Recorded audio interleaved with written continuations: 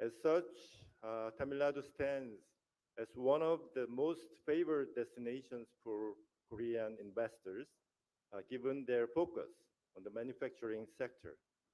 Companies like Hyundai, Samsung, Mando, Doosan, or Lotte, I cannot name them all, but many representative Korean manufacturing companies have established their factories in Tamil Nadu, producing various products from automobiles and electronics uh, to snacks.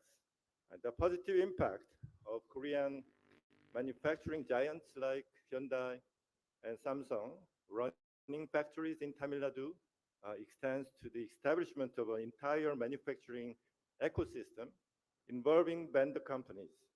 Um, this has a snowball effect on the economy of Tamil Nadu, with almost 300 Korean companies and 5,000 Korean people residing here, forming the largest expatriate community in Tamil Nadu. In conversations with my fellow Koreans about the advantages of Tamil Nadu, I consistently receive positive feedbacks. They highlight the quality of labor and human resources, emphasizing that the well-educated workforce in Tamil Nadu exhibits high productivity. The state government's high regard for the manufacturing sector as a growth engine, coupled with the generous incentives for investors and continuously improving infrastructure, further enhances Tamil Nadu's appeal. Considering these factors, I am confident that Korean investment in Tamil Nadu will only continue to grow. Transition, turning our attention to our today's Korea session, the title, the Korea-India Future Mobility and Carbon Neutrality, is particularly relevant, given that Tamil Nadu is at the forefront of future mobility, and carbon neutrality aligns with the common goals of both Korea and India. I personally visited both the POSCO steel mill and Hyundai car factory last year. Hyundai Motor India, with a capacity of producing 770,000 automobiles annually, is not only a household brand in India, but also exports vehicles globally. As for POSCO, the iron and steel industry, often referred to as the backbone of modern industry, plays a pivotal role in India's industrial development through POSCO steel production. In closing, I express my gratitude to my esteemed colleague, Consul General Mr. Kim, and the members of the Kutra Chennai office for their unwavering efforts in developing Korea-India relations in this state. Once again, I extend heartfelt thanks to the government of Tamil Nadu for inviting Korea as a partner country to the Tamil Nadu Global Investors Meet 2024. I thank everyone in this room for participating in the Korea session, and I eagerly anticipate further discussions that will undoubtedly contribute to the continued growth of our bilateral relations between India and Korea. Thank you very much for your attention. Thank you.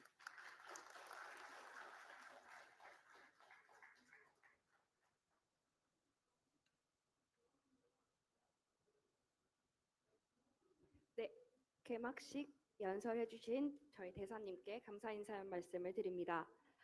다시 돌아가서 포스코 강장훈 센터장님께서 포스코의 전기차 배터리 사업 및 탄소 중립 관련 로드맵에 대해서 발표해 주시겠습니다. 포스코 강장훈 센터장님을 다시 한번 큰 박수로 맞이해 주시기 바랍니다. So next, we just gonna go back the Po스코's presentation. So please, let's welcome him to the stage with a big applause again.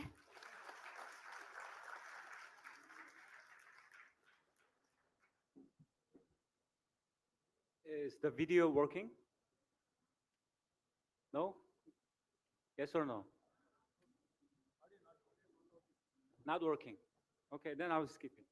Okay, once again, my name is Kang, Managing Director of POSCO. I'm very much pleased to have all of you uh, and honored to have this opportunity to speak.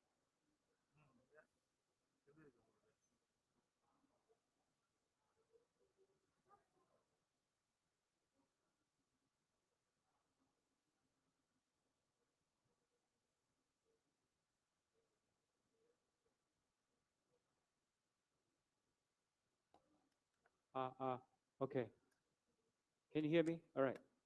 Um, Let me jump into the main, contents because we have no time. The video is not working, so we skip it. Okay. Right. 2 months and 10 days. What? Since I arrived here, 3 months ago I was in Korea. I did not know I would be come back to India once again.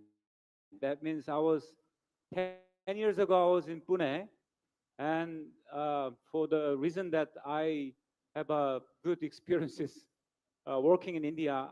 Again, I'm now here this time TamilNadu.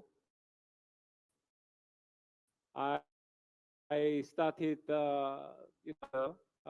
time in India, no family with me. Uh, Very till now, very pleased and happy to have all these Indian, uh, friends, customers, etc. To begin with, let me introduce all those the background why I'm giving this have chosen this topic for our presentation today. All these issues very much well known. It's a thing that we have to somehow uh, do with, otherwise the future for our nation being threatened. Recently we have undergone this big uh, catastrophic moment. Everybody was suffered from this. Next. This is the video I prepared for you to enjoy, which I have faced the thing. The sound is not coming, but myself also had a bad memory during the cyclone. Next. Uh, Not only India, when there are cyclone, we have typhoon in Korea. The regularly comes in the summertime, and we never imagined this kind of situation that we could possibly hit by the typhoon in our Pohang steel works. Uh, Without the sound, please imagine the you know big catastrophic damages we had had. It was only a year ago. It's a largest rainfall for the past 40 years. We never expected this thing happen.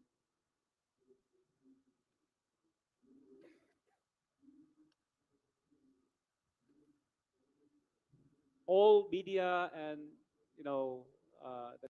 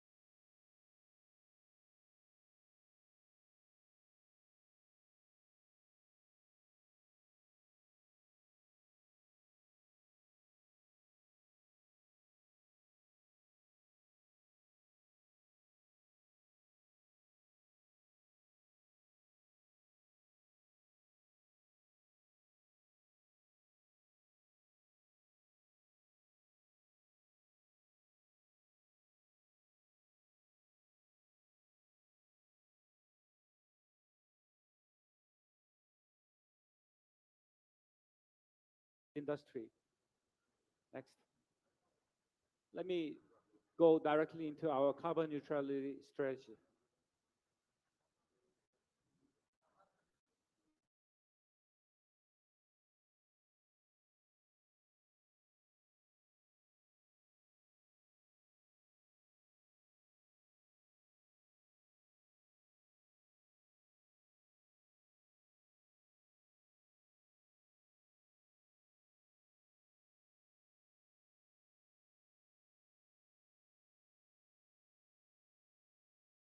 Production sites and 26 processing centers in 13 countries, including those in Europe. So you can see those major areas. India is also there that I was going to explain you later. Next. Yeah, this is the overall history of POSCO. They have started and become, and recently we were awarded once again for the 14th consecutive years. We are became the world's most competitive steelmaker in 18th of December recently. We are 50 years old company on July 3rd, 2013. Next. Next, please. This is the company's management philosophy, called corporate citizenship. That corporation is a live entity that it needs to fulfill its mission as the citizen who belongs in the city has to perform his duty. That likewise we have all those missions in the area of business, society, people. Next. This is the carbon neutrality declaration made 2 years ago. These are the sector, the requirement made by the world, government, investor, customer. Many countries declared 2050 carbon neutrality, accelerate 2030 carbon emission reduction. And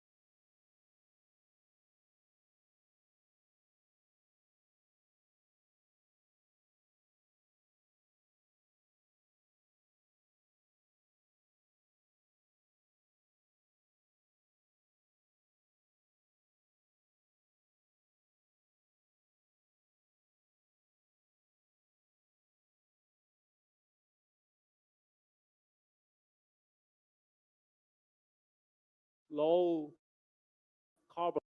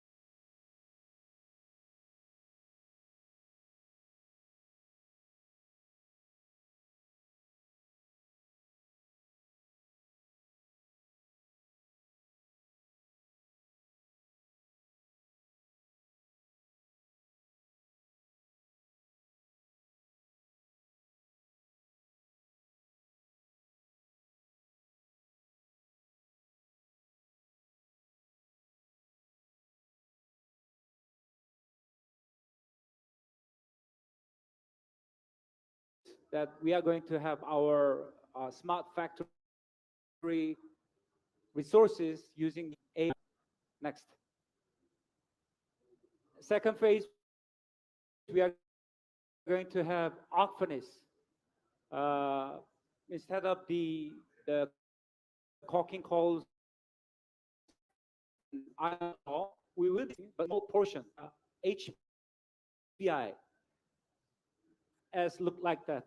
And then, so we can have a lesser emission of the carbon. Next. CCUS that you may have already heard of. It's a very hot item that we are going to capture the carbons and bury under the ground, or we will be moving it to certain places where it is it will capture all these things. This is basically overall every country is currently considering. So people are here. It's going to be huge business opportunities. Next. The finance process that POSCO already have currently using, instead of the raw state of the coking coal and iron ore, we are having those fraction type of raw materials that can make the efficiency and productivity of our production go up. This is one of the competitiveness of POSCO, making POSCO the #1 competitive steel mill in the world. And using this technology that we have already possessed of.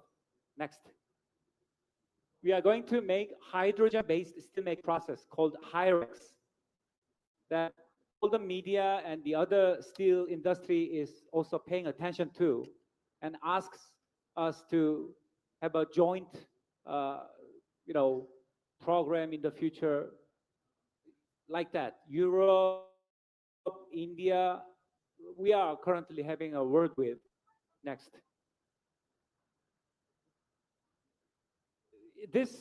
We already launched a new product that called Green It. Even before we entered into second phase, using the current existing facility with a bridge technology and AI support, we are currently emitting lower carbon than the past. So there are interesting thing is there are customers in the market in Europe who asks us to provide the steel which was produced with a low emission of carbons. Otherwise, they will also face other issues related to their market requirement. Next.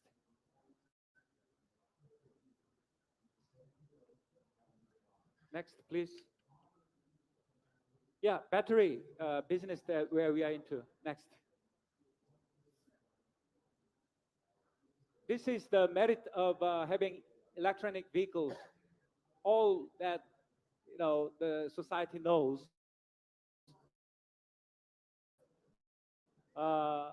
Climate change, reducing local air pollutions.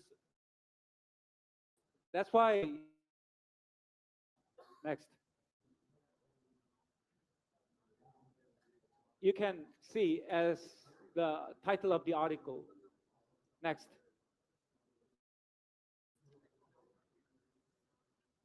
Next. Next. This is the video I prepared. It's not still working, right? Okay, let me just pass. Next. Next, please. Oh, because the audio is not there, so just pass.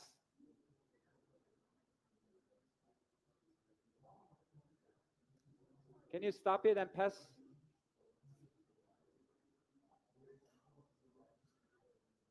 All right. The company which is specialized in the production of the raw material required for the manufacturing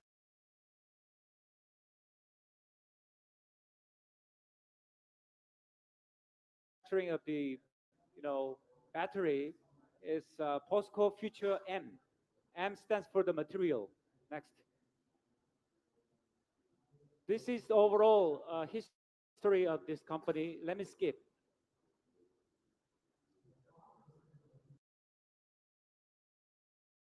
Next, please. This is how the company has captured all the required materials and business networks today. POSCO Future M is one company in the world who has full ecosystem required for the battery raw materials productions. Next. As this map rightly shows, POSCO for the past 6 years discreetly, quietly has invested a lot of efforts to make this business successful like today. Next. Next, please.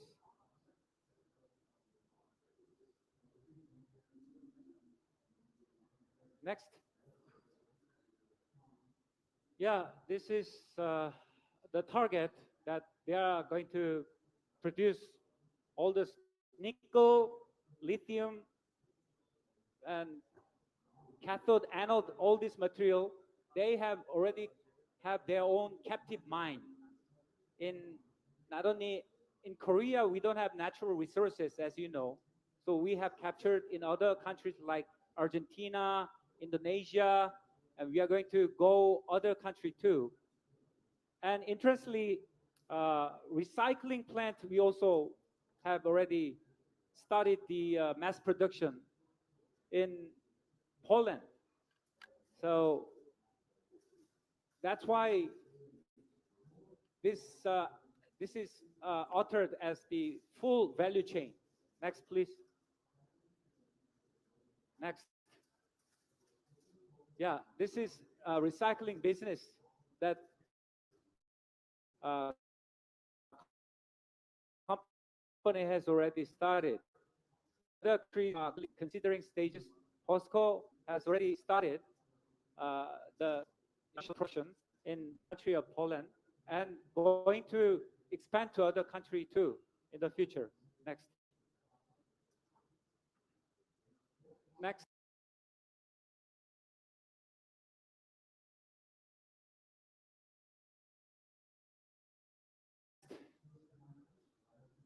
Next. Next, please.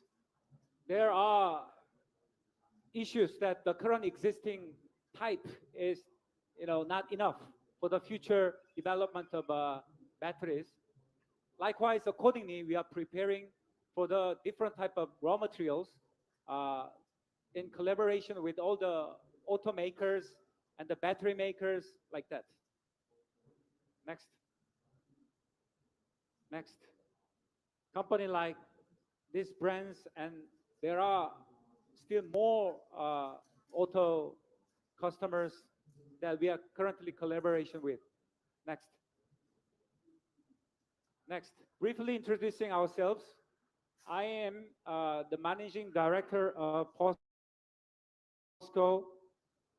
That side belongs to the downward Chennai Process Center. We have 4-5 process center, one in POSCO Maharashtra, which I used to work. I'm the founding member of that production unit 10 years ago. Next. Next, please. The company I'm working for, we are located in Oragadam, and we have this type of facilities, customers like that. It's been 13 years since this center has been established. Next. Not only that, we have also trade wings called POSCO International. If any of this area you are interested in, do let us know. We have very good, transparent working systems, so we can support you. Next. Chemicals, mobilities, infra. Next. So that gentleman is the head of the organization. So do let us know if you have any questions like that. Next. This is the photo that I've taken in front of my house in the ECR. It was clear sky. And I do want to have that kind of clear sky in the future too. Not only in India, but the rest of the world too. And while I'm making these slides, I suddenly have a idea of the Toonberry, that the girl that who is, demanding when she was younger. Now she become 21 years old, not anymore a girl. She said, "We deserve a safe future and we demand a safe future." Is that too much to ask? That she mentioned. For our next generation, we have to do something. And POSCO also great responsibility for that mission. Thank you very much.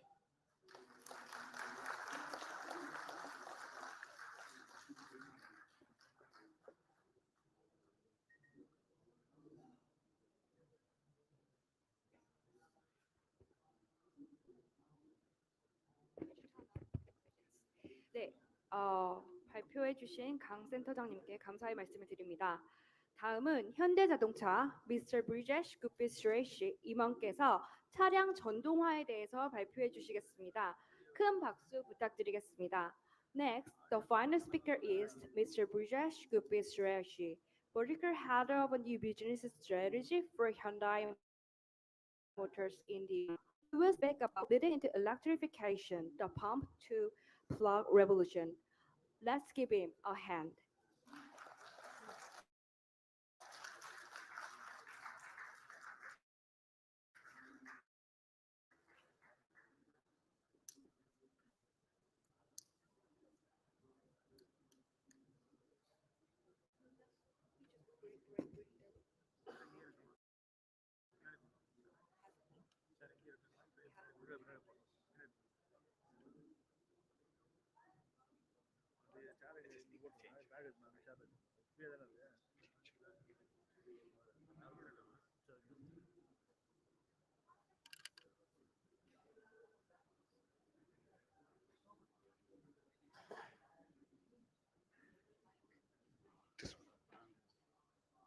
Check.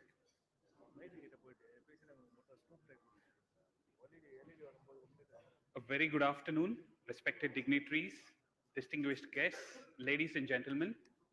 My name is Brijesh Gubi Suresh from Hyundai Motor India Limited. Today I'm going to talk about Hyundai's leading innovation in electric vehicle segment and also our progress into carbon neutrality. So I'm going to start with a brief introduction about Hyundai Motor in India. I'm also going to present to you our global vision. Then I'm going to talk to you about the circular economy in electric vehicles, where I touch upon products, new technology, localization efforts, charging infrastructure, and battery recycling. So Hyundai Motor India has been in existence for more than 26 years in Indian market. And we are the largest exporter since inception. We are also a smart mobility solutions company. To name a few milestones, we have the largest connected car population in India, and also launched India's first in 2019. Also in our factory today, when we talk about renewable energy, in 2023, 78% was renewable energy, and we plan to make it 100% by 2025.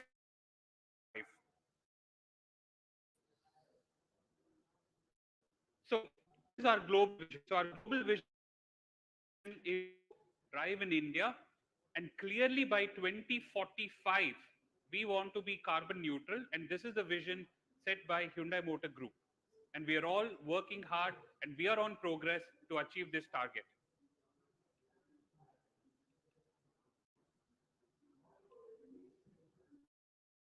Now, when we talk about circular economy, very clear need is to have sustainable products. So today we talk about electric vehicles. So in India, we have two products. One is Kona, which we launched in 2019, and second is Ionic 5, which we launched last year. We clearly have plans to launch more EVs in India starting from this year, and we also want to launch affordable products also catering to the mass segment. So we have a clear roadmap to launch more EVs in the near future as well. What is very important is Hyundai is known for innovation, new technology, and quality. So we clearly focus on launching new technologies. So today I'm going to talk to you about our battery electric platform, which is EGM.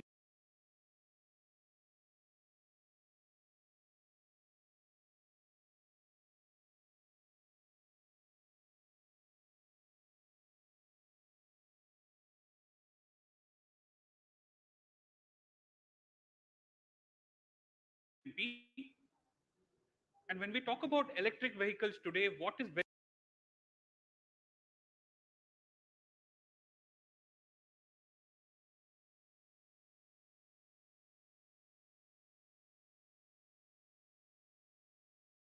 very important is affordability. It has to be affordable to the people. So battery is one of the most important components in the electric vehicle. And clearly as Hyundai, we have plans to localize the battery pack assembly and manufacturing in India, which I'm also going to talk about. One of the key concerns of Hyundai customers is the availability of the charging infrastructure. So that is one area that we work on to set up charging infrastructure across India. And we also heard about recycling and EV recycling from Mr. Kang in the previous speech. So Hyundai is also focused on setting up circular economy in terms of recycling our EV batteries and reusing all these precious materials as well. So I'm going to start with the product. So today I'm going to start about our Ionic 5, which is the all-electric battery electric vehicle. So it provides a long range with 72.6 kilowatt hour battery, and it also has a driving range of over 600 kilometers as well. It can speed up to 100 kilometers per hour in 7.6 seconds, and it takes approximately 21 minutes to charge from 10% to 80% with a 150 kilowatt charger. It has level 2 ADAS features with over 20 features. And then it also has the innovative vehicle to load technology, where we are able to connect external electronic equipments, and it can provide power of 3.6 kilowatt, and which can power up the electronic equipment for over 18 hours. So clearly we have received a lot of love from our customers and media. In 2022, we were awarded the World Car of the Year for Ionic 5. And in 23, also we got a lot of recognition and we got a lot of awards, including the ICOT Indian Car of the Year, Green Car of the Year award as well. Now, sustainability is a very important topic. It is the heart of Ionic 5. So sustainability and eco-friendly was one of the key considerations in the design of this product. To give you some examples, when we talk about our seats, the leather seats are dyed with flaxseed oil. And when we talk about the materials, when you talk about the carpet, the headlining fabric, this is also from the extracts from corn, for example. Also, when you look at our seats, the recycled plastic has been used interiors. And we also use bio paints, which is also extracts from flowers and from corn. So clearly, we focus on sustainability in our products.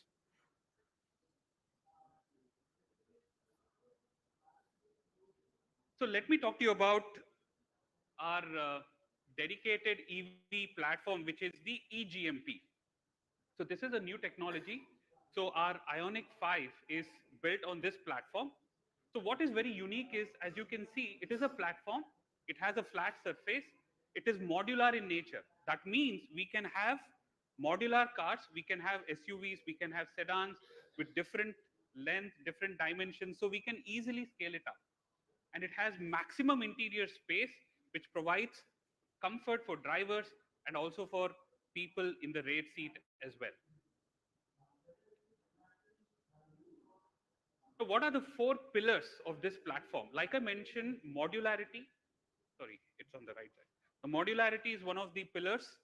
Like I said, we can easily scale up the product to any type. But what is very important is we can add battery types, we can remove batteries, and we can build cars with different battery capacities as well. So that is the flexibility we have. It is also reliable. We use high tensile steel.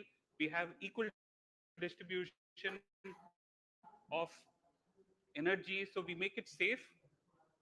The third pillar is the usability. So we talked about the interior space for drivers, the comfort and legroom space and so on because of the flat structure.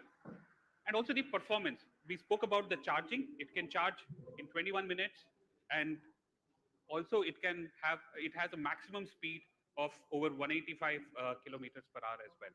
So these are the four pillars on which we have built the platform.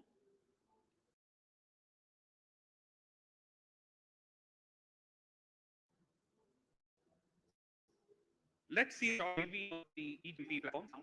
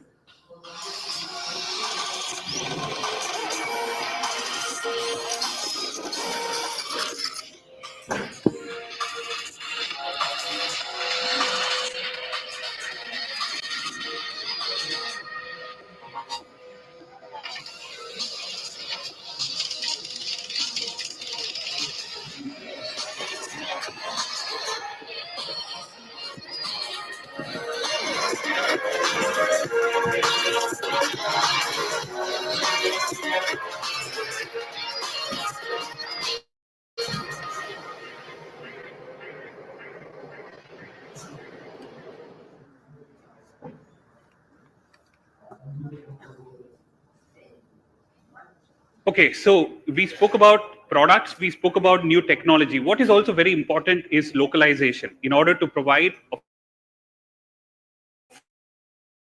affordable products. So clearly the government is promoting localization with a lot of policies. Also know about the advanced chemical and so on. Also the government is promoting a lot to expand the charging infrastructure across India. In order to support the indigenous development of electric vehicles, also come up with policies like manufacturing programs, the production linked incentives, so on. Hyundai is also committed to localization, and we are strongly committed to Make in India, and we participate in the PLI scheme, and we are really committed to develop India specific unique EV models. And we are going to invest 2,000 crores in the next 5 in this scheme, and we are going to achieve minimum 50% localization in all our future EVs as well. So we are clearly committed to localization of our EV products. Now, when we talk about the localization, I mentioned battery is one of the important components. It accounts for a majority cost, more than 40% of the vehicle cost. So it is very important for us to localize this component. So we start with the localization of the battery assembly pack. So here in Tamil Nadu, we are going to invest 365 crores plus to localize, and we want to create direct and indirect employment, and we want to enhance our production capacity in our own factory in Tamil Nadu. And we have already started this activity last year, and end of this year, we will go live where we would have localized the battery pack assembly. Now, when we talk about charging, one of the key concerns in the mind of the customer is the availability of the charging infrastructure. When I buy an EV, where can I charge my vehicle? So what we do at Hyundai Motor India is we provide a complete solution in form of public charging and home charging. So when we talk about home charging, we provide home chargers along with every Hyundai vehicle. For example, we provide 7.4 kilowatt charger with Kona and 11 kilowatt charger with our Ioniq 5. What we also do is we do a complete Reiki, and we do provide end-to-end solution for the customers, be it in individual society or in a big society. We provide complete solution which provides peace of mind. When we talk about public charging, we also partnered with Indian Oil to set up fast charging stations in key cities. And also in our own EV dealerships, we have partnered with charge point operators and set up high-speed charging stations. What is also very unique in the industry is that we have set up as Hyundai our own charging stations, wherein we have set up ultra fast charging stations which have two chargers. One is 180 kilowatt and the other one is 60 kilowatt chargers in key cities and on key highways. So clearly we want to make sure that our customers have a good access, be it at Indian Oil stations, be it our dealerships, or be it at our own stations which are spread across India. So many are operational and many are upcoming as well. So when we talk about EV charging, what is very important is that the customers have confidence in visiting these stations. It is operational, it has high-speed charging network, and so on. So as you can see on the chart, we have set up these charging stations across India, and also in Tamil Nadu we have planned for this year, which I'm going to speak about. So we have a high-speed charging network, and clearly our focus is that there are a lot of amenities for customers when they are charging, because it takes 20 to 30 minutes. So there are amenities, and Hyundai is the only company that offers charging stations with marshals. So we provide marshals to assist our customers during the charging process. And we provide 24/7 charging facility, and this is open for all customers, not only for Hyundai cars. Every manufacturer is welcome to use our society. So we want to ensure that we set it up for everybody and boost the EV economy. So in Tamil Nadu, we are also committed. So today morning session was very impressive about Tamil Nadu, what we heard and the plans. And we are also committed when it comes to charging infrastructure as well in Tamil Nadu. So we are going to set up charging stations in 30 cities and 15 highways starting from this year. And we will invest more than 100 crores in Tamil Nadu to set up charging stations by Hyundai. And we will have 100 charging stations by 2027. So clearly we are going to work with the government and the private companies, and we are going to set up and scale up the charging infrastructure in Tamil Nadu. So when we talk about the electric vehicle battery, what is very important is the circular economy in case of the electric vehicle battery, right? It is our responsibility as manufacturers to safely dispose these batteries, ensure that we recycle these batteries, we recover the precious materials, and then we are also able to reuse these materials as well.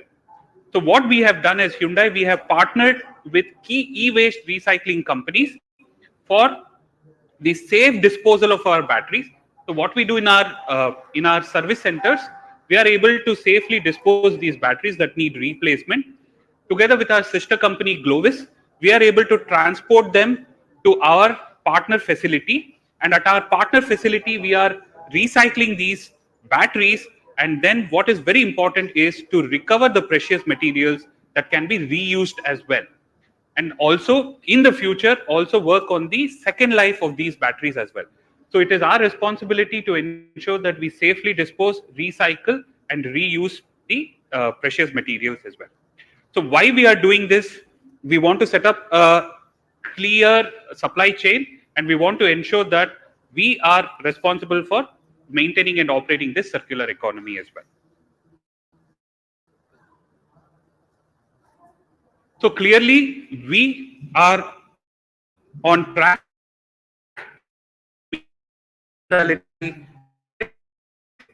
and about carbon neutrality, very important. Here, we will continue to launch more EVs, which are India specific, affordable to the mass segment as well. We will also expand our charging infrastructure. Like I mentioned, in Tamil Nadu, across India, we will partner, we will set up in our dealerships, we will set up our own charging stations. So we will scale up the charging infrastructure to provide peace of mind for our customers. We will launch new innovative technologies like V2L, and we will launch more new technologies as we move forward as well. So, like I mentioned, we have a big portion, over 75% of our energy utilization is renewable energy, and by 2025, we will make it 100%. And clearly, our target is 2045 to be carbon neutral. We will not only focus on production, but we will also focus on all value chain, direct and indirect, and ensure that as a group, we are carbon neutral. And we will set up the circular economy for the safe disposal, recycle, reuse of the EV batteries. So that's it from my side. Thank you.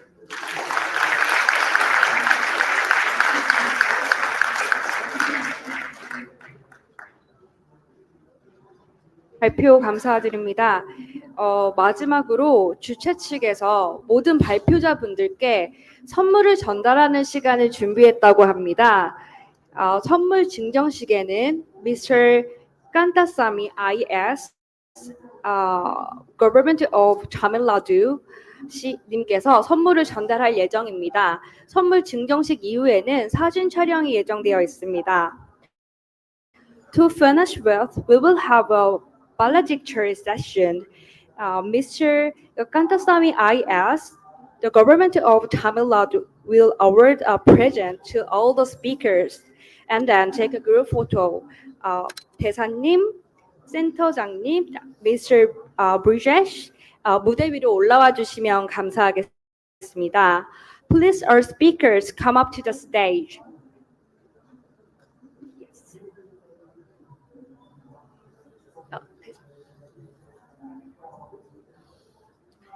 한 분씩 호명하면 앞으로 나와 주시기 바랍니다.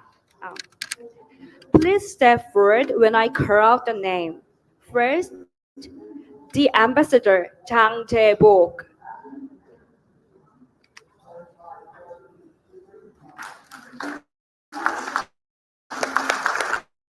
Please speak up. Applause. Mr. Jang Kang.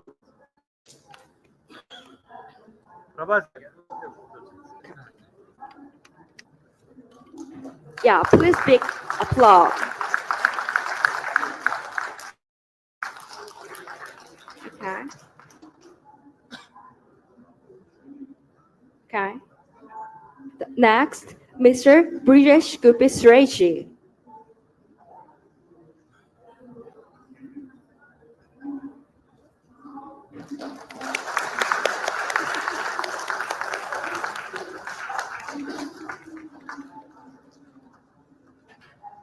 다음은 함께 사진 촬영이 있겠습니다. Now stand in the middle.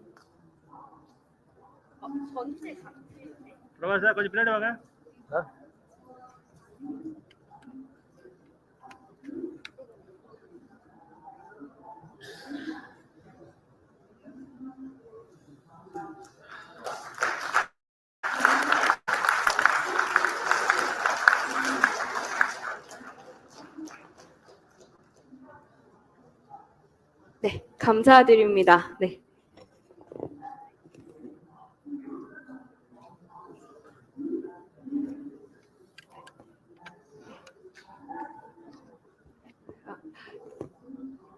네, 이것으로 GIM 2024 한국 세션을 모두 마치겠습니다. 바쁜 일정에 불구하고 발표를 해주신 연사님들과 참석자 모두께 감사 말씀을 드립니다. 감사합니다. And that brings to the end of GIM 2024 Korea session. I'd like to explain for the speakers and all for your interest in this session. Once again, thank you for attending. Thank you.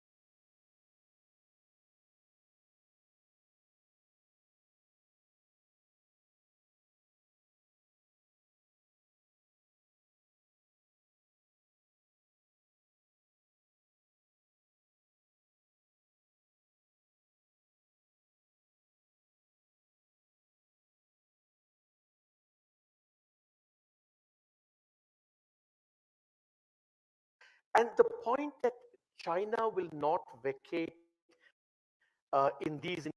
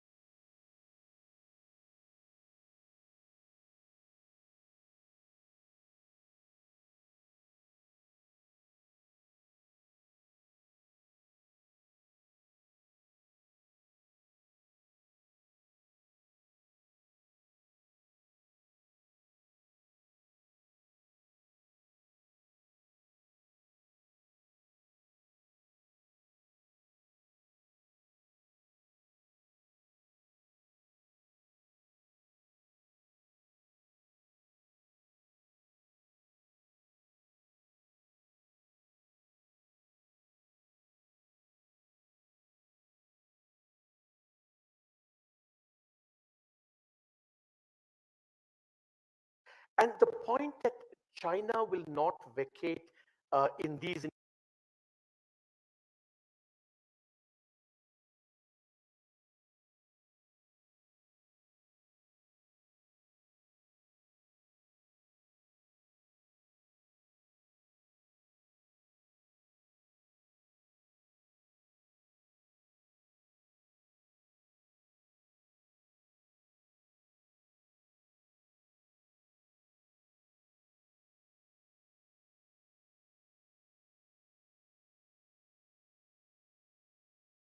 Council, senior officers, industry leaders, entrepreneurs, media representatives, and the other esteemed guests. This thought-leadership session is for Tamil Nadu's $1 trillion economy. Please join me in welcoming Thiru Uday Chandran, IAS, Principal Secretary Finance, Government of Tamil Nadu, to deliver the keynote address.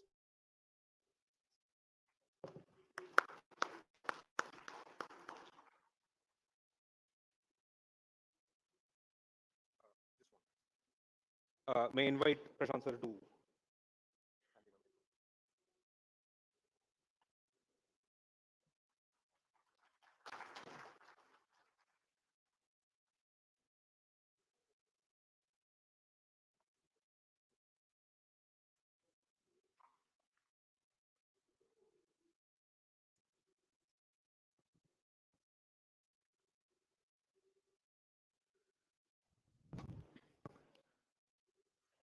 Very good afternoon to everyone.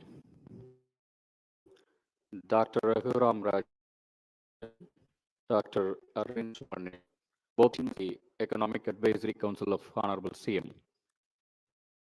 Media representative, officials, experts, friends, and colleagues. Welcome to this first session of the Tamil Nadu Global Investor Meet 2024. It gives me immense pleasure and privilege to host this highly rated event where minds would express their views and they gave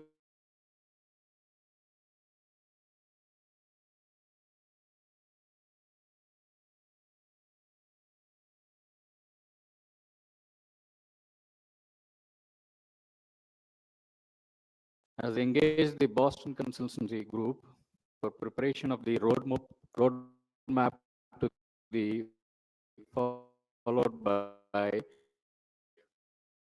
the state.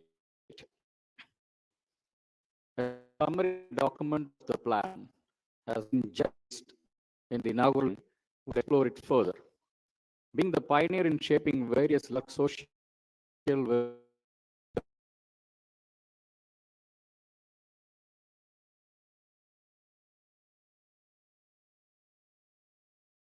example to the country in facilitating growth. The state is investing heavily in the sector. It highways,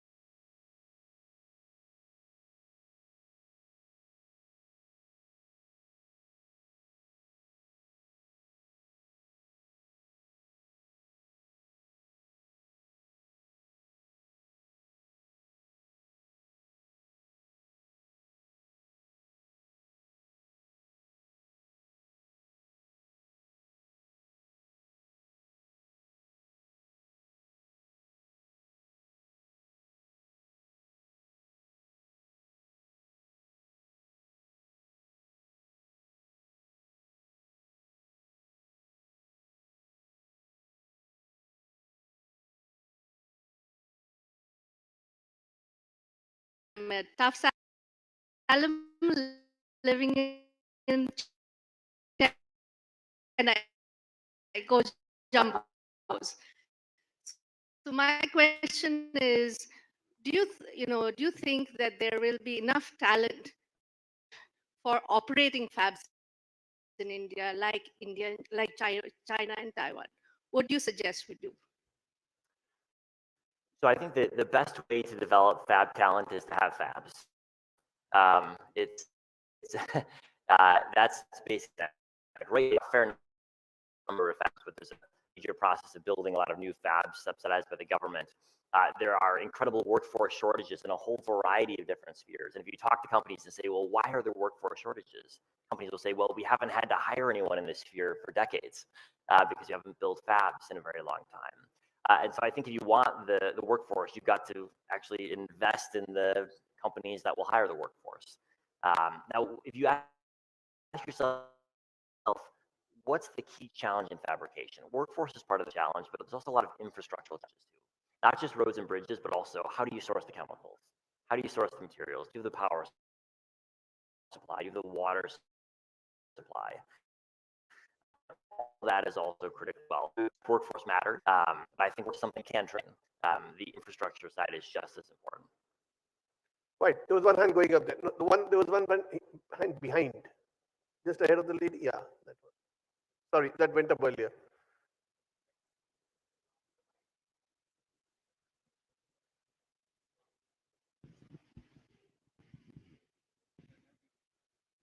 I just need opinion. There are several open source infrastructure has been developed for designing chips and everything else. But how will you think the fabs will accommodate those open source ecosystem? Whether the fabs will open up their processes for easier in futures? Well, I think it's a totally different challenge talking about open source for design versus open source for fabrication. And fabrication companies have a very strong incentive not to be too open about their processes. I think there is, however, a fair amount of push to make it easier for smaller companies to get access to fabrication, at least for test runs and prototyping. And I think that's a place where actually governments and academic institutions have to play a role and make sure that foundry capacity is open enough for smaller firms. Not only for the big firms, small firms that want to test a new chip or test a new product, see if it'll work, try to go after that. I think that's the most openness one can realistically hope for in the manufacturing process. Well, thank you. I think we're running out of time. I'm getting one more question. I can? Okay. Lovely. Gentlemen, we're done.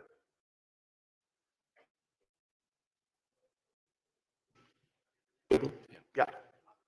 I'm Ranjit Dash from Realtek Semiconductors, Taiwan, and leading a delegation of semiconductor experts here. My question to Chris, assuming that I'm a rep of a representative of government, assuming that minister, and a lot of Indian companies are quoting Taiwanese companies to come in and do the fab in India. Let's say it doesn't happen. And me being the head of the government want really badly this one. I employ you. So tell me how this can be done with the, China, and I mean, India is in the crossroads that China was 20 years ago with the hindsight of whatever had happened, whatever went, what was in their favor, what was against in their favor. Now we have our own play. So please advise what can be done and how it can be done. Chris, Thank you just got offered a job. So you must negotiate the salary before you respond. I think my first thing I would tell the Prime Minister is success or failure is not determined by the number of fabs you have. There are currently hardly any chips made in California. Most of the money in the chip industry goes to companies in California. And that is just fundamentally important to keep in mind. And so I think I would start with that basic fact, and then you can reason backwards about how would you like to make your money. But I think if you look at where does economic value flow, it flows to companies that in many cases don't actually manufacture chips. And so I don't think we should over-index on the manufacturing as opposed to the rest of the value chain, all of which is also very important. Which is what you said earlier. Right. So thank you. Thank you for your time and patience. And Chris is going to be speaking tomorrow again. He'll have a keynote speech. So most welcome to join. He's obviously going to talk something different than what we had a conversation about. We did agree on that one. So thank you once again. Thank you. Thanks, Chris. Thanks for coming Thank here. you. Thanks for being with us. Pleasure. Thank you so much. That was fabulous. AI is a toy.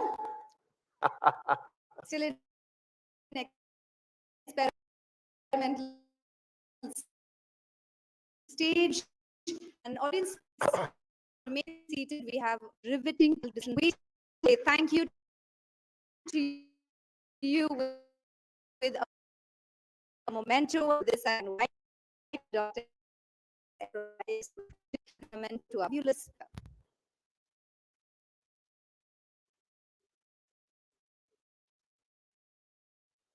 is representation of our ancient and traditional sport Jallikattu. We may be of super, but we do not forget our fuzz.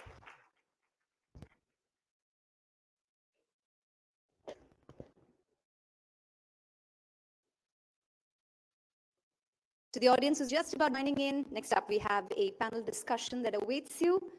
As always, the best of the best joining us. So I request you to please take your seats. Thank you so much. And one photograph, please.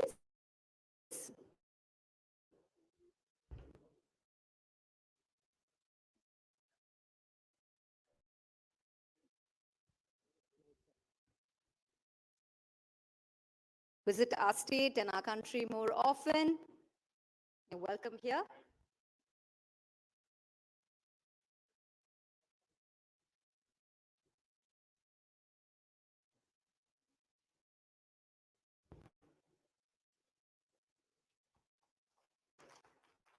Thank you. Do enjoy your stay. We look forward. Ladies and gentlemen, it's time for the discussion, and I'm most delighted moderator for yet another amazing session, alumnus of Harvard Business School with over 2 decades of global experience, building high-performance team, introducing flagship products, executable strategies, driving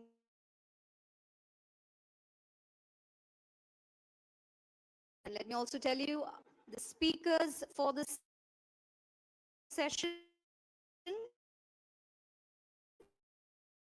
would be Mr. Ram Gopal Rao, Vice Chancellor. In the audience that you can ask all your questions at the end of the panel. So for those of you who just joined in,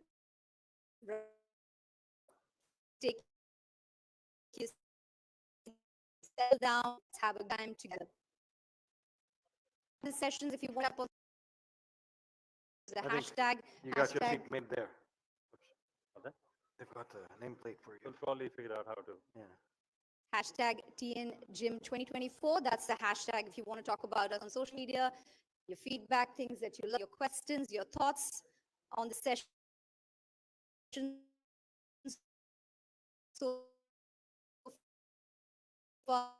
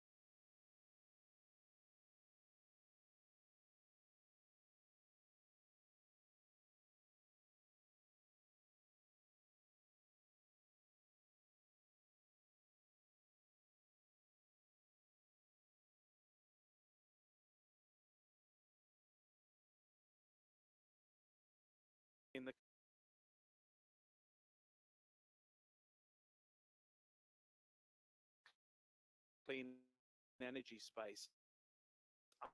I come back, they are the same challenges, all jurisdictions. I think what we've got now is almost the perfect environment to do this well. The one worry for me is we a long-term focus and an absolute focus on quality. And for the Australian side, we need to keep our eyes firmly focused on the long-term relationship and the quality piece, and making sure that the policy settings, the approaches we take are built not just on sudden deliverable growth, but long-term sustainable, high-quality, partner-driven growth. And if we can do that, the opportunities for us are absolutely enormous at the moment. Thanks very much for that. Tim, turning to you, the Centre has a particular mandate to use the diaspora community as a bridge between our countries, particularly in terms of economic and commercial diplomacy. Could you outline a little bit more there and what you think the Centre can achieve? Thanks, Sarah, and good afternoon, everybody. Yeah, the Centre for Australian-Indian Relations, one of its main pillars is around creating a platform for the champions. It comes from a declaration from our government.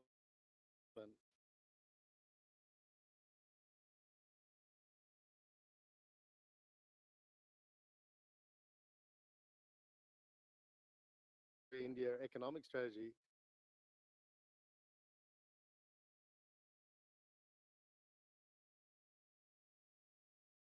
to the nooks and crannies of India that us as a nation could never possibly dream of doing. There's now 1 million people, Ken. Of that, 750,000 people were born in India. So that amplifies the currency of those relationships and the passion that the Indian diaspora has for the Australia-India corridor. So what we are doing at the centre is looking at that we think are really important in terms of the role of the Indian diaspora in accelerating the economic opportunity between Australia and India. Firstly, on the entrepreneurial side, we did a groundbreaking report in 2020.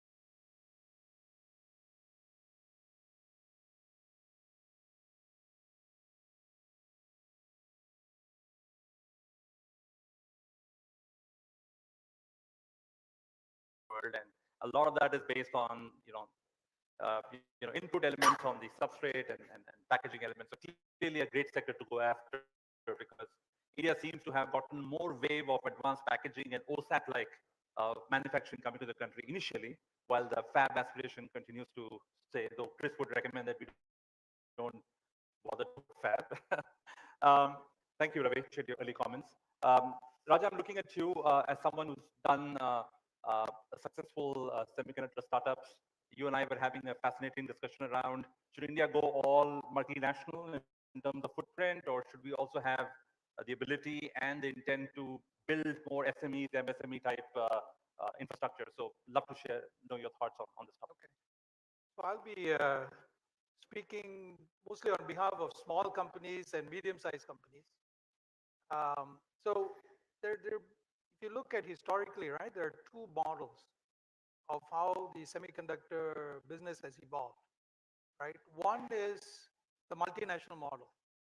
Right? Most companies are American or European, They have their corporate, like what Chris has said, right? It's in California.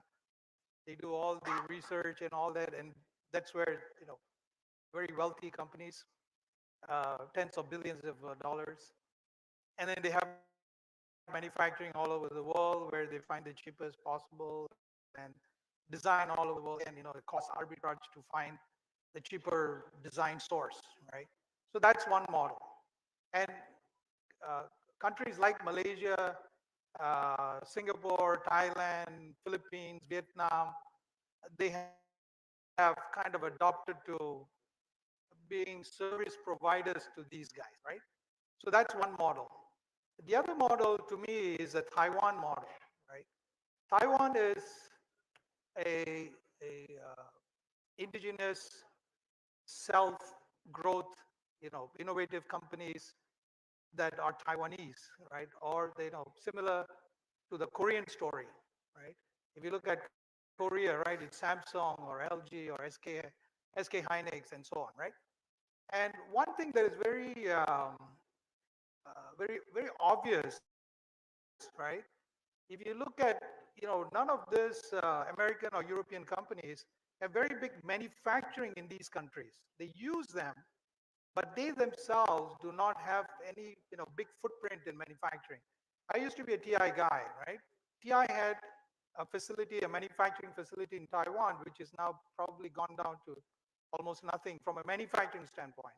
They had fabs in Japan. There's no more, TI fabs in Japan anymore, or they may have some very small. They did not expand, but they expanded in other places, right, where there was some cost arbitrage and so forth. So we have to decide as a country which path best suits us based on our talent, our strengths in this.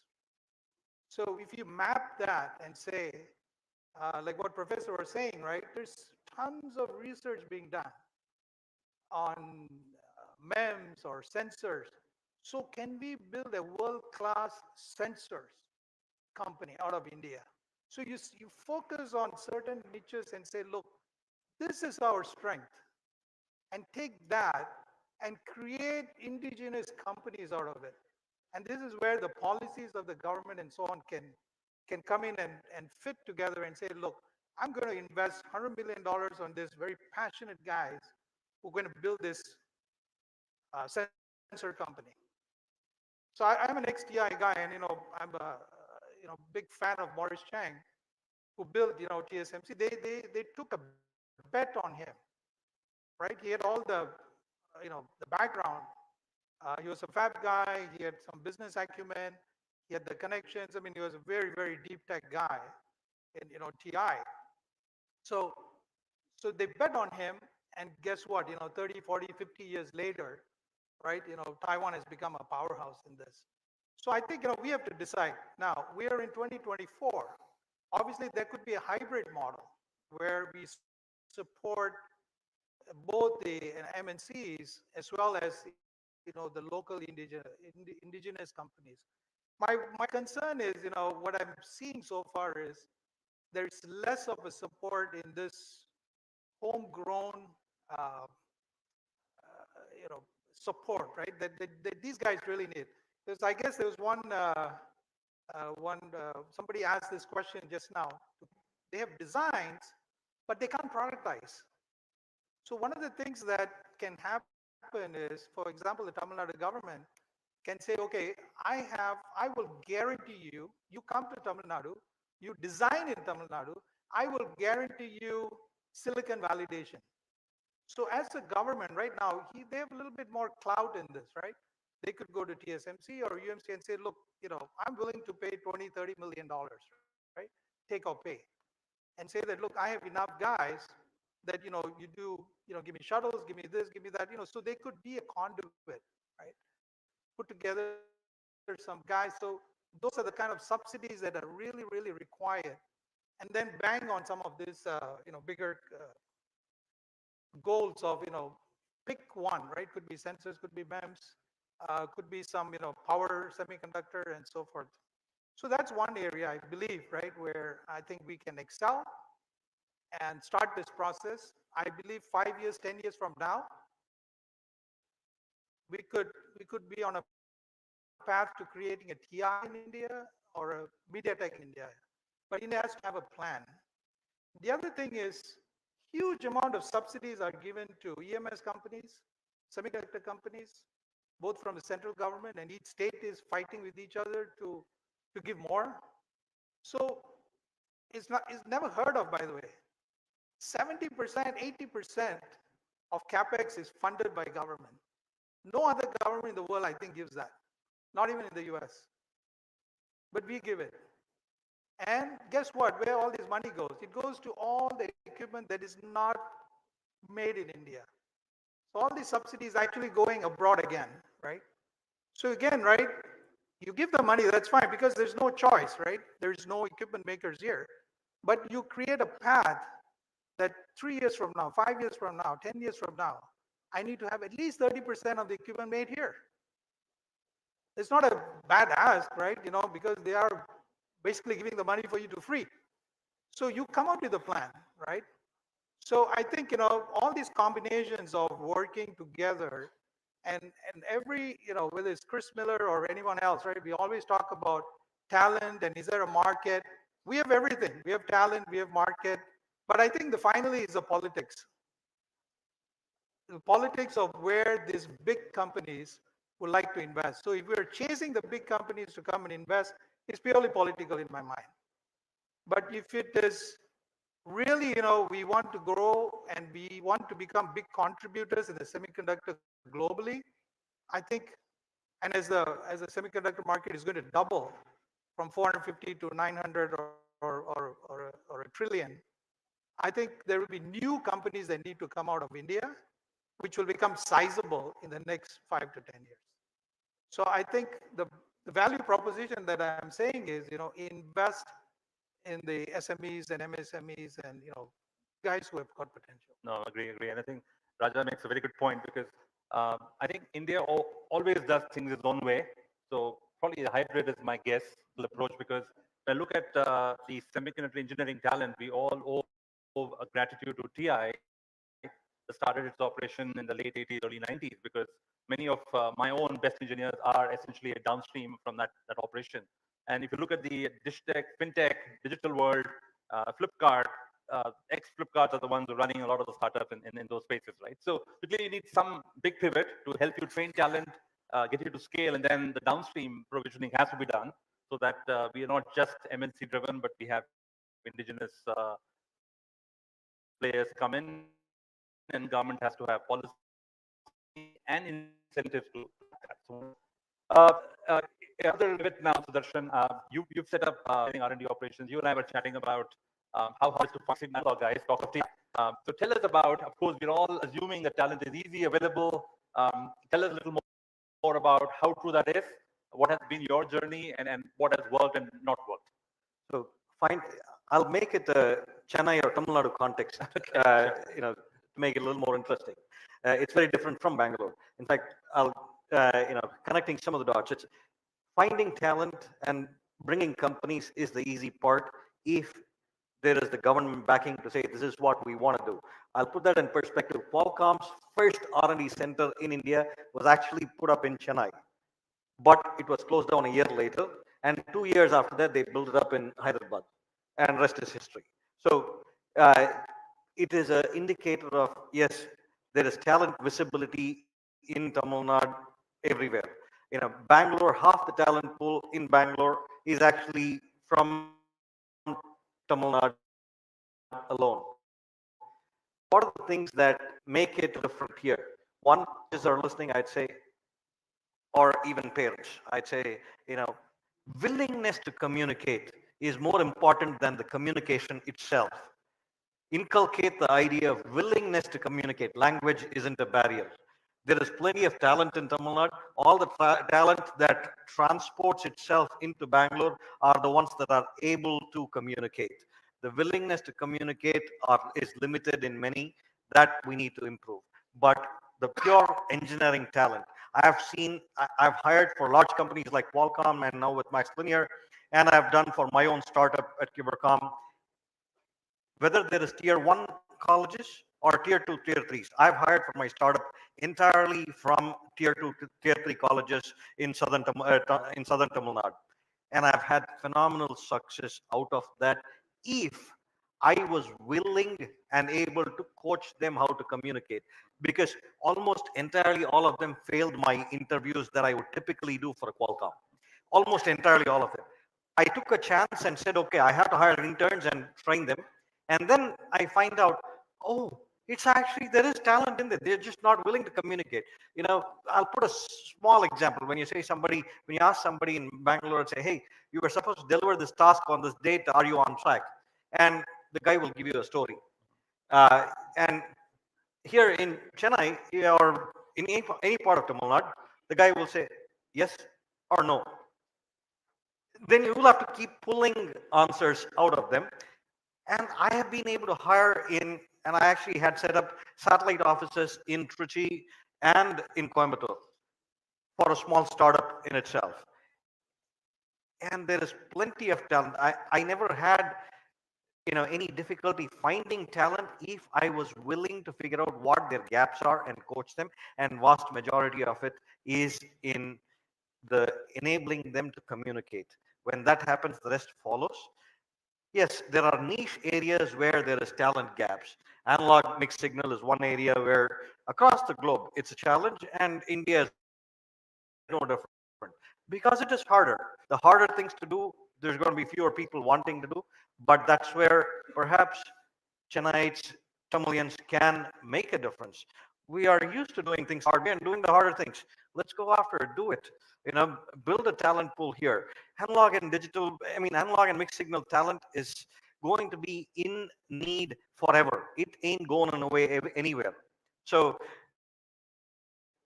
you know, invest in some things. Like Raja was saying, we have to figure out what we want to invest in. There are many avenues. If we are going to go chase after you know, MNCs, large MNCs to come set up stuff in Tamil Nadu, I think, you know, there's too much competition for it. And to be brutally honest, you know, Bangalore and Hyderabad have a leg up on many of those domains, right? But mid-tier companies and startups who, you know, need the talent, who can bring the talent, but when they go to Bangalore, that talent walks out the door within a few months. It's a revolving door for them. Create a niche for those types of companies, the mid-tier and the small startups. If you create an environment that is conducive to enable these mid-tier and small companies, Tamil Nadu will go a long way in the semiconductor segment, whether it is, you know, on the manufacturing side of things or anywhere up the value chain on the design aspects. We just have to decide what we want to do and go after doing it and enable the startups and mid-tiers to do it. You know, incentivizing large companies, every state in the country is doing and is going to do. We are no different. We are just going to have to be one of the many. We are better off. There's plenty more mid-tier companies and small companies. Let's enable them. That's what my pitch to anybody from the Tamil Nadu government or Sir, I think all of us have stories of, in fact, I have a short story and I'll keep it really short. 3 years back, we are in the memory space. India doesn't have a natural talent pool for DRAM design, right? Like, you know, we don't really have anyone that has done a DRAM end-to-end design from die from architecture to silicon, and then so we stuck our neck out and we hired a bunch of new college grads from multiple colleges, including tier 2 and tier 3. The soft skills and cultural skills go work in Japan, primary operating partner, and I'm so proud of this. 3 years down the line, we have in the history of Micron that made memory for living, having a DRAM die come out with zero reticle revision, first silicon pass, yielding to high volume manufacturing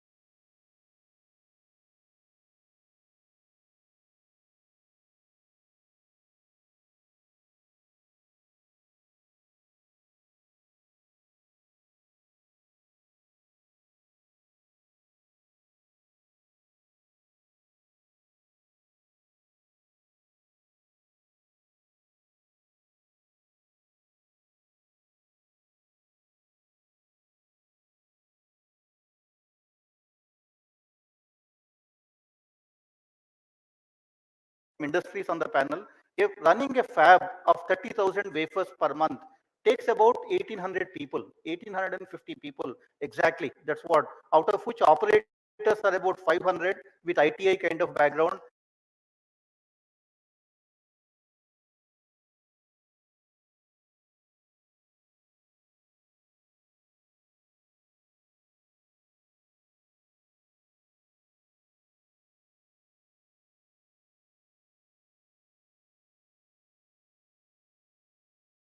And 50,000 students doing masters in semiconductor areas. We have PhDs, 28,000 PhDs.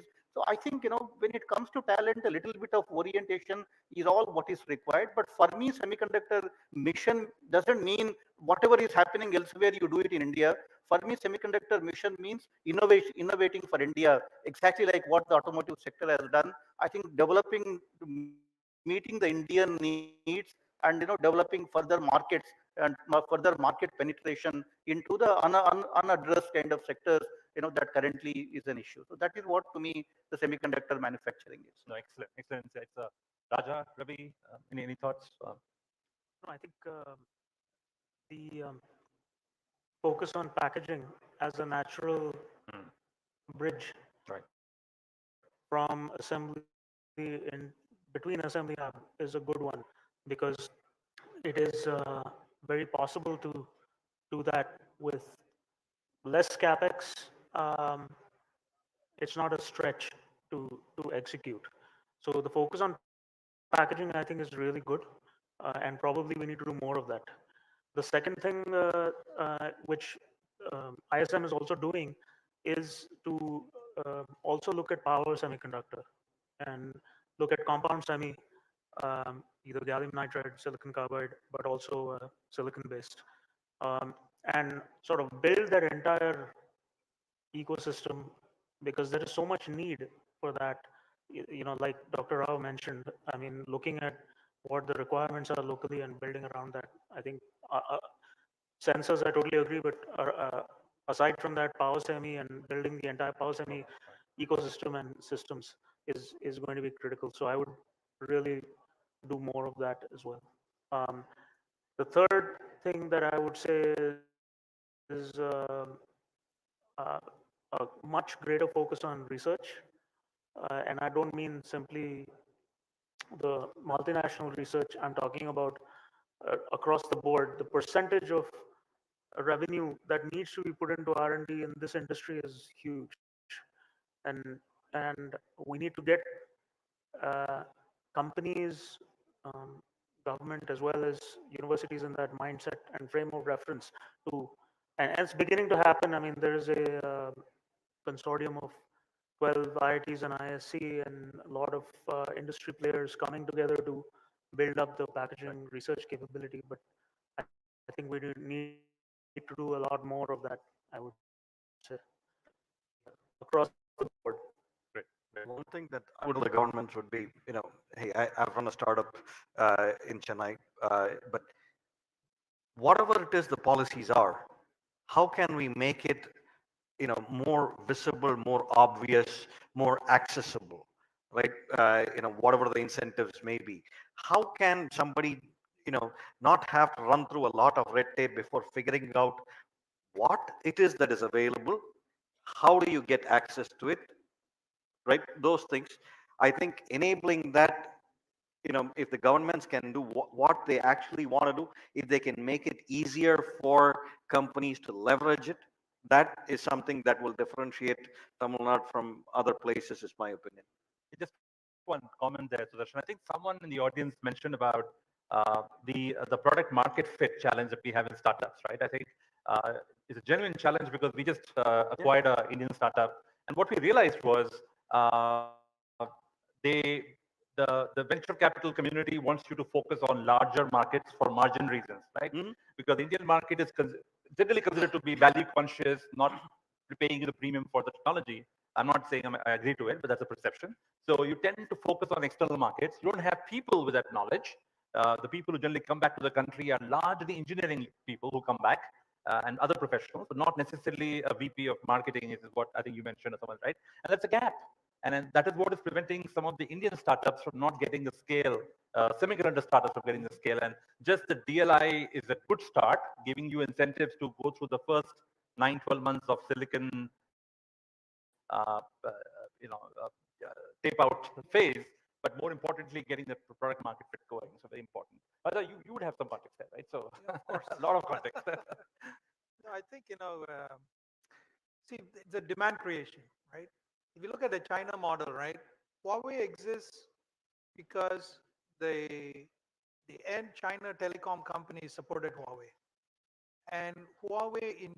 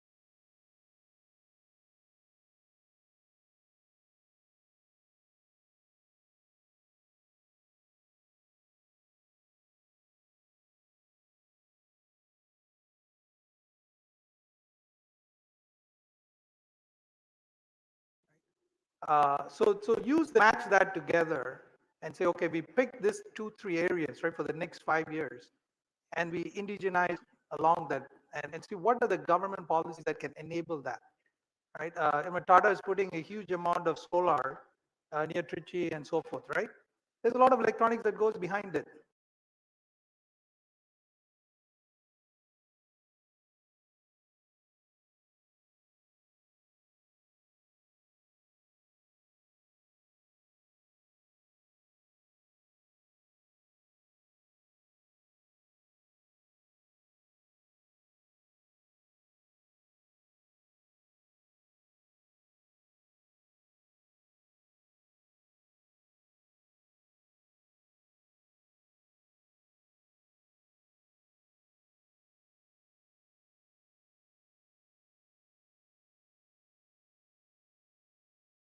Is a very classic case. They're tool makers for ages.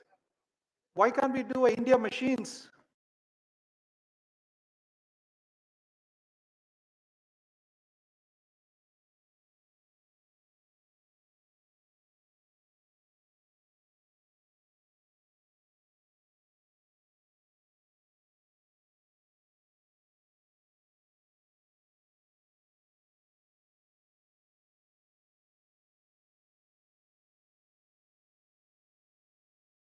With the money or the skills for doing that.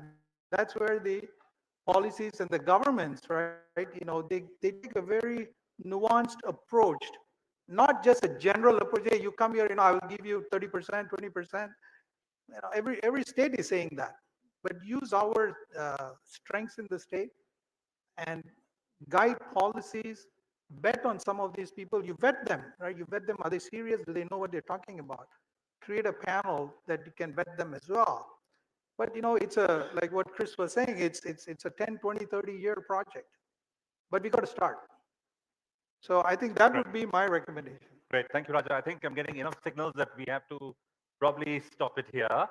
So if I had to do a quick summary, I think all of us have kind of spoken to on a largely.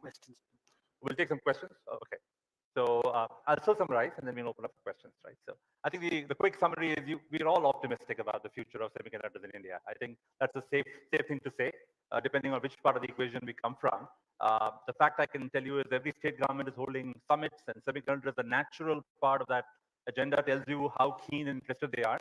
We don't have all the answers, but hopefully between all of us, our intent, the policies, and the talent will help us get to the other side of the fence. So with that, we'll open up for a few questions. So I don't know. Anyone? Yeah, we see a gentleman in the back. Very enthusiastic enthusiastic gentleman. I think he's been cooking that question for a while.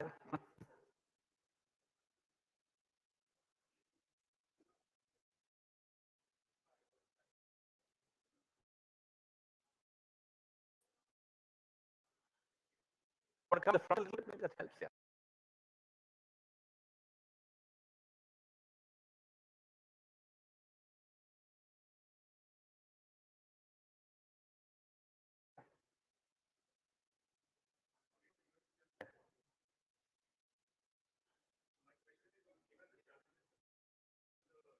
Value chain in semiconductors, is it more prudent to focus initially on ATMP so that you have high purity chemicals, gases, everything coming into the country before you actually go into fabs?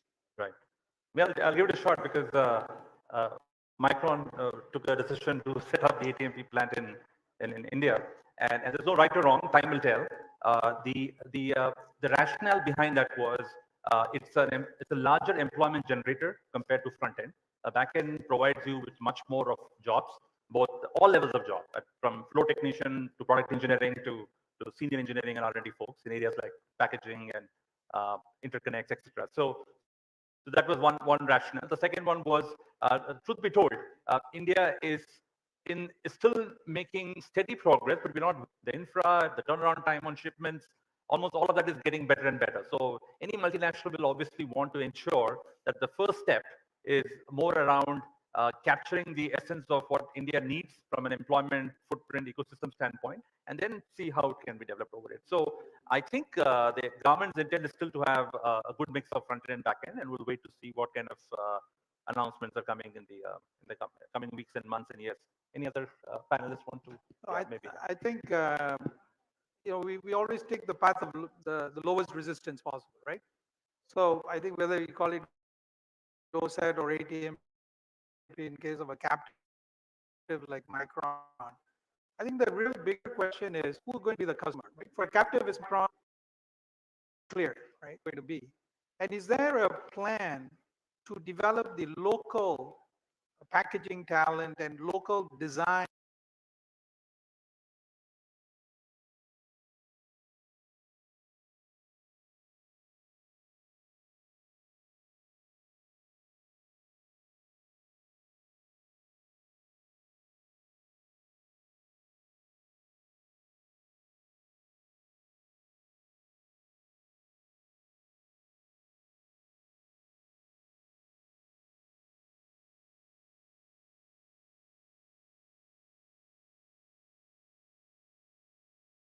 Dependent on foreign companies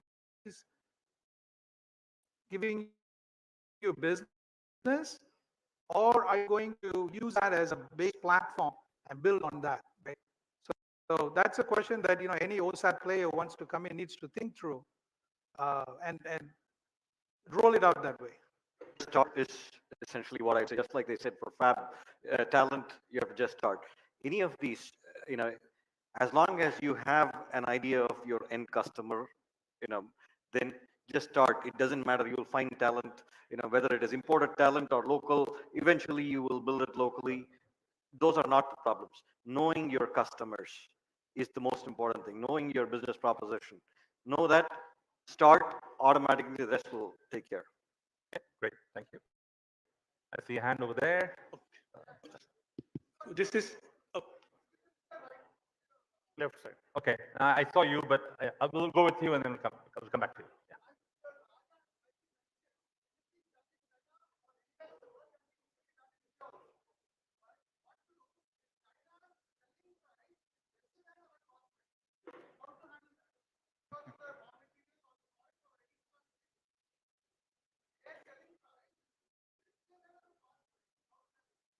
That's politics. Okay. So that will be a 2-hour session. No, just kidding. so let me look. I'm an entrepreneur, right?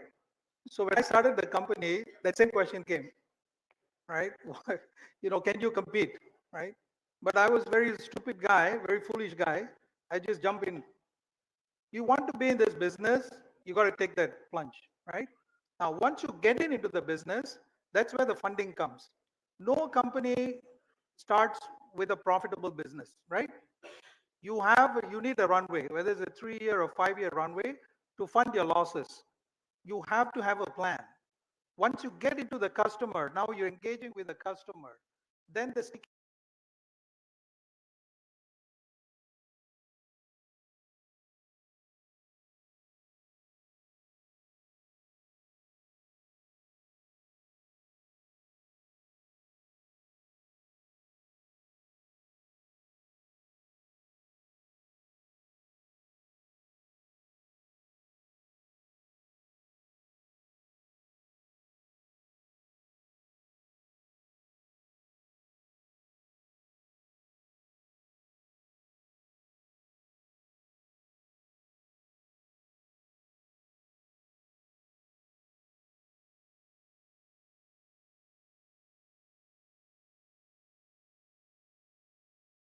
process. In fact, most of the companies can't argue about this.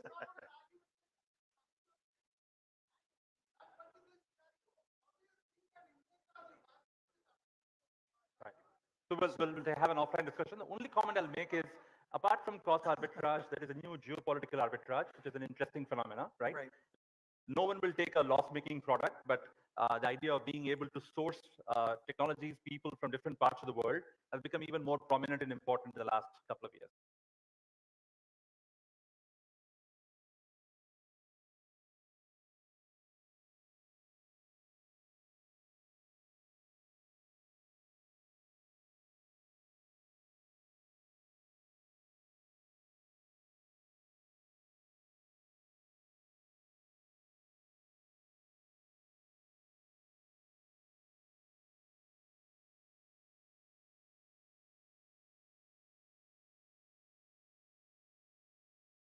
And important in the last couple of years, right? So we have a clear direction that we can't take any more form. 3 months course for them, which they can take over the 4 years so that they can understand what it is and then can be a very good workforce, which will be a better model for Anna University. That's a good point you raised. In fact, if you look at India, electronics programs, if you see, 90% of electronics programs have electronics and communication. Why communication? Why not semiconductors? So who said that every electronics must be associated with communication? I think it's kind of a mindset change that we require. As part of the national committee, there is also a curriculum design now for semiconductor programs, a minor degree program offered to BTech students. Right? That's the first thing that we should be doing. And from a minor degree program, then slowly move to the semiconductor kind of, electronics and semiconductor technologies kind of a thing.